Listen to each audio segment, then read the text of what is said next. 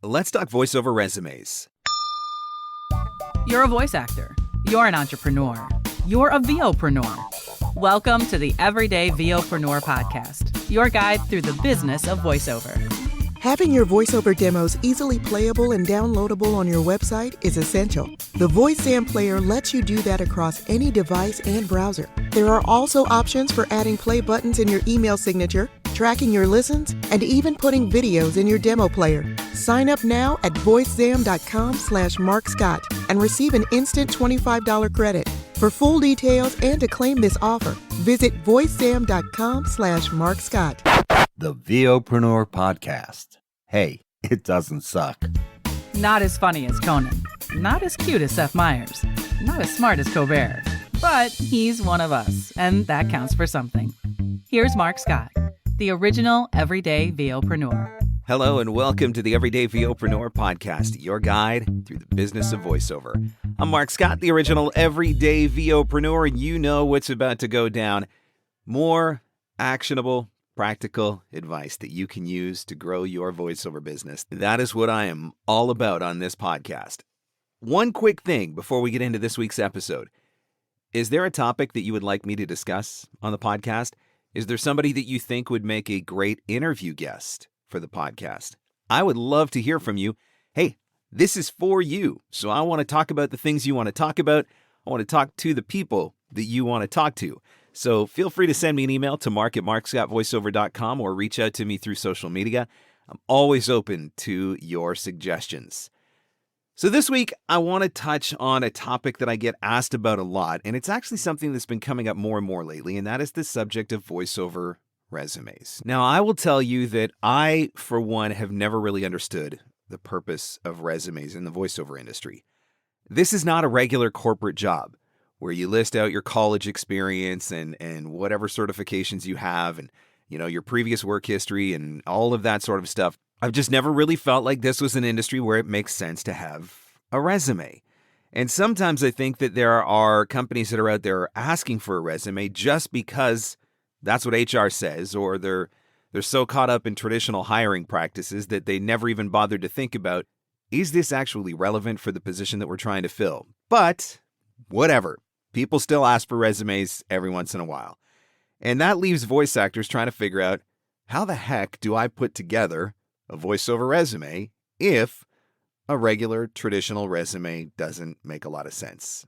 So going back a number of years now, I found myself in a position where I had been asked a couple of times for a voiceover resume, and I wasn't really sure what to do. I just knew that a regular resume didn't make any sense. And so I started playing around with it a little bit, and I did come up with a one-sheet resume that I created. And that one-sheet resume is now something that I send out when I am asked for it. Let me just point out, though, that in the last 10 years, I've literally sent this thing out like 5 times. So, not something that I get asked for a ton, but at least I do have something if a client asks for it. So for mine, I decided a one-page resume was going to be great. I decided to focus a little bit more on the design rather than just a typical resume that you would make in Microsoft Office or whatever. I went to graphicriver.net. Write that site down, graphicriver.net.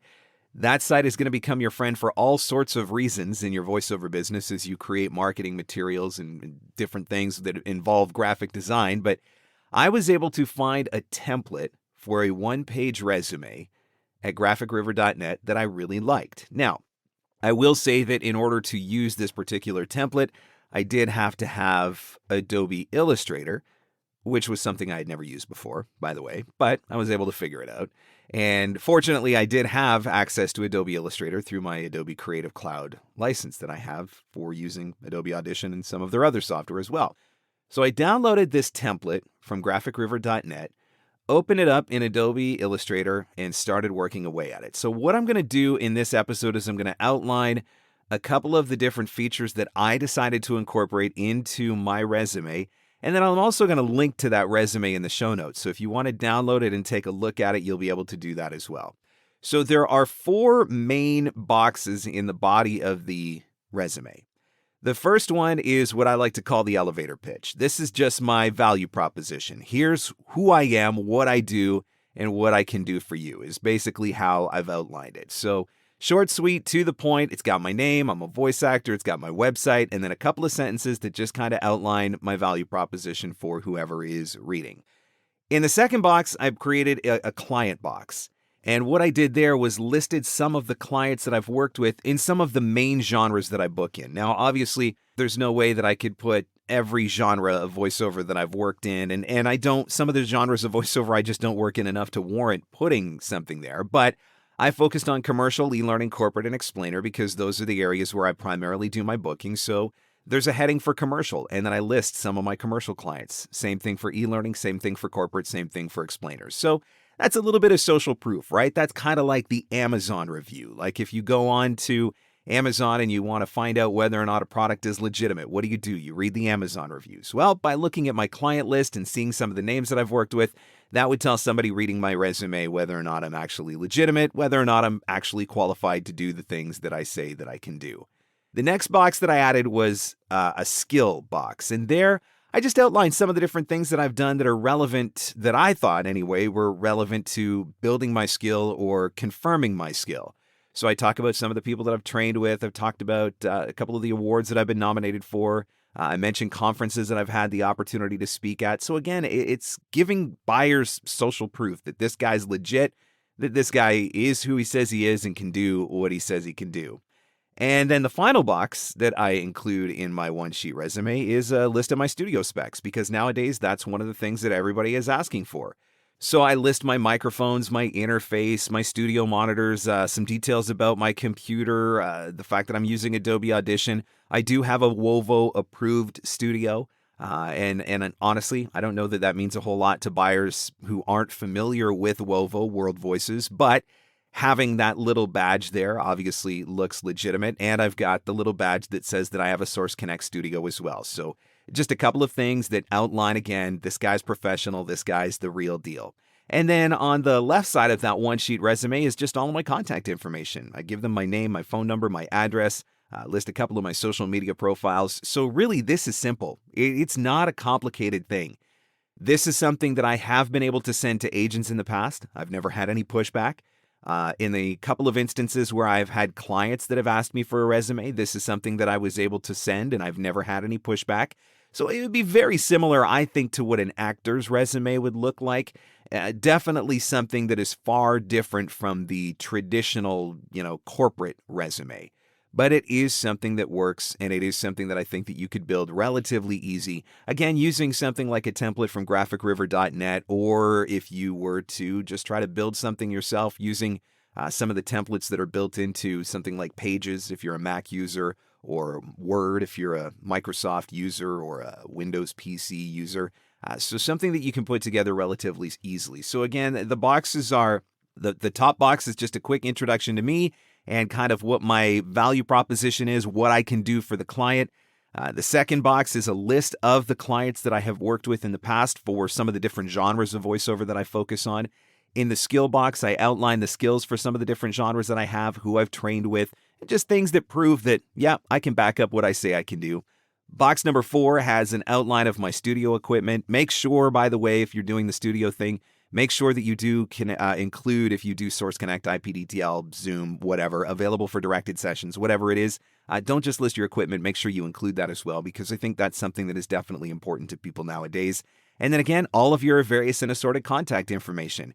Now, as far as what I do with this resume, I have posted it on my social media profiles in the past. If you go to my LinkedIn profile, and if you go to, when you're scrolling down in the LinkedIn profile to your experience section, I've added it to my experience section under Marc Scott Voiceover. So if anybody was looking at my LinkedIn profile, they could download it from there. I do have it available on my website. So if somebody wants to download it, they can download it from my website, or I can give them a link and they can very easily download it from my website. And then it's something that I just keep on file just in case somebody asks for it. One of the things that I would encourage you to do as well, if you keep a Google Drive or a Dropbox or some form of online cloud-based storage, make sure that you are keeping your resume in that online cloud-based storage, along with copies of all your demos, by the way. But that way, if somebody asks you for it while you're out, maybe you don't have access to your home computer at that moment, you could still very easily send it to someone using the cloud-based link that you can get, and you could forward that to them from your personal device or whatever.